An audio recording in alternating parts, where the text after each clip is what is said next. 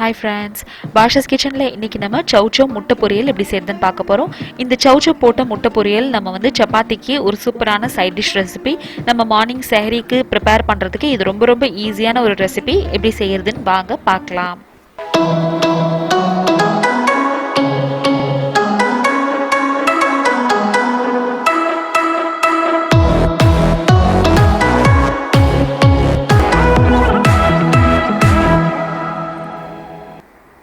Chow Chow முட்டை பொரியல் செய்யறதுக்கு ஒரு பேன்ல 2 டீஸ்பூன் அளவுக்கு எண்ணெய் விட்டுக்கோங்க. எண்ணெய் சூடானதுக்கு அப்புறமா கடுகு போட்டு தாளிச்சிட்டு கொஞ்சமா ஜீரகம் சேர்த்துக்கோங்க. ஒரு வெங்காயம் பொடியா நறுக்குனது அதை ஒரு 2 நிமிஷத்துக்கு வதக்கிக்கலாம்.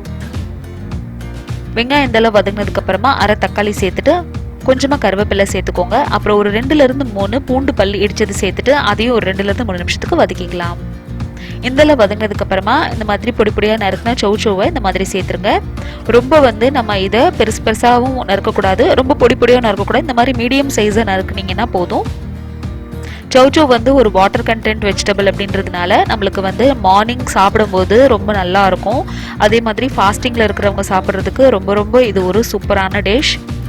தேவையான மஞ்சத்தூள் அப்புறம் வெறும் மிளகாத்தூள் கொஞ்சமாக சேர்த்துட்டு எல்லாத்தையும் நல்லா இந்த மாதிரி கலந்து விட்டுக்கோங்க. இப்போ காய் வேகிறதுக்கு நம்ம கொஞ்சமாக தண்ணி விட்டுக்கலாம். இது வேகும் போது நம்மளுக்கு கொஞ்சம் தண்ணி விடும். இருந்தாலும் ஒரு அரை கப் அளவுக்கு தண்ணி விட்டுட்டு எல்லாத்தையும் நல்லா இப்போ மிக்ஸ் பண்ணி ஒரு 5லேருந்து 7 நிமிஷம் வேக விடுங்க. ஒரு 7 நிமிஷத்துக்கு அப்புறம் பார்த்தீங்கன்னா நம்மளுக்கு தண்ணியில் நல்லா ட்ரை அவுட் ஆயிடும். இந்த ஸ்டேஜில் சௌச்சோ நல்லா நம்மளுக்கு வெந்திருக்கும், நல்லா சாஃப்டாக இருக்கும். இந்த ஸ்டேஜில் வந்து நம்ம ஒரு முட்டை இந்த மாதிரி உடச்சி இதில் ஊற்றிக்கலாம். முட்டை உடச்சி ஊற்றுறதுனால என்ன ஆகும்னா இது ஒரு ஹோல்சம் மீல் மாதிரி நம்மளுக்கு ஆயிரும். இதை நீங்கள் சாப்பாட்டில் போட்டு பிசைஞ்சும் சாப்பிட்லாம். அப்படி இல்லைன்னா நீங்கள் வந்து இதை சப்பாத்திக்கு ஒரு சைட் டிஷ்ஷாகவும் சாப்பிட்லாம்.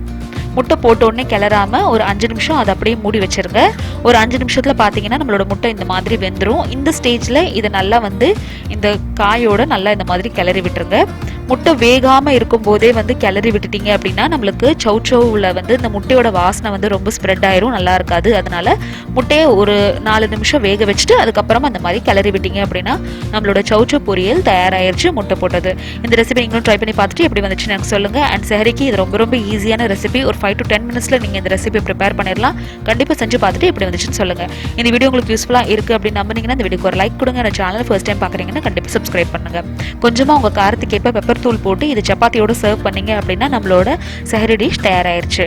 நீங்களும் கண்டிப்பா ட்ரை பண்ணி பார்த்துட்டு எப்படி வந்துச்சுன்னு சொல்லுங்க. இதே மாதிரி ஈஸியான முறையில் இஃப்தார் ரெசிபிஸ் அப்புறம் இஃப்தார் கிரேவிஸ் உங்களுக்கு வேணும்னா கீழே டிஸ்கிரிப்ஷன் பாக்ஸ்ல லிங்க் பாருங்க. இன்னொரு இன்ட்ரெஸ்டிங்கான வீடியோல அடுத்து உங்களை வந்து சந்திக்கிறேன். Thank you so much for watching.